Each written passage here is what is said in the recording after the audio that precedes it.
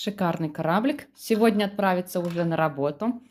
Правда, наверное, не совсем в таком назначении, но дети опробуют.